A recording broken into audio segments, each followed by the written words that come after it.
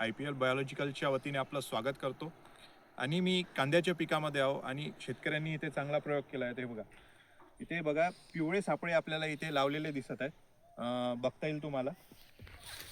पिवळे सापळे याचे महत्त्व कसे आहेत बघा. इथे सकिंग पेस्ट जे आहे त्याला गोंद असतं आणि सकिंग पेस्ट जे आहे त्याला चिपकलेले आहेत. आणि यावरून आपल्याला समजतं की आपल्या शेतामध्ये कोणत्या प्रकारची सकिंग पेस्ट आहे आणि किती पर्सेंटेजमध्ये आहे. तर यामधून आपल्याला ठरवता येतं. आणि शेतकरी मित्रांनो, सकिंग पेस्टचा अटॅक आपल्याला बघता येईल इथे या कांद्यामध्ये आहे. बघा इथे ही जी पात आहे ही थोडं डॅमेज होत चाललेली आहे.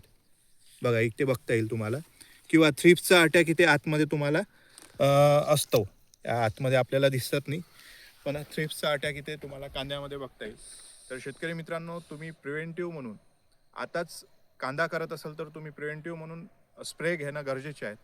ते म्हणजे आपण बायोलॉजिकल्समध्ये घेऊ शकतो, जसं की व्हर्टिसिलियम लेकेमी आणि बेव्हेरिया बॅसियाना या 2 बायोलॉजिकल कीटकनाशकाचे जर तुम्ही स्प्रे घेत असाल तर अळी आणि तुमचे सकिंग पेस्ट या दोन्ही किडींपासून आपल्याला बचाव करता येईल आणि आपला कांद्याचं जे पात आहे ते चांगले आणि सुदृढ ठेवता येईल आणि आपल्याला उत्पन्नात वाढ पण मिळेल.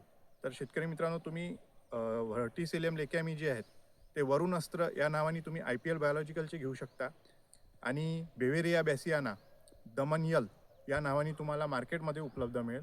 आणि तुम्ही कांदा करता, हा बियाचा कांदा आहे, तर आपल्याला मधमाशीसाठी केमिकल पाठीमागे ठेवून आपल्याला जैविकमध्ये बायोलॉजिकल्समध्ये यावं लागेल. त्यामुळे आपल्या मधमाशीला बचाव होईल, मधमाशीची संख्या वाढतील आणि इथे जे पॉलिनेशन आहे ते चांगले होतील आणि आपल्या कांद्याला उत्पन्न चांगलं मिळते.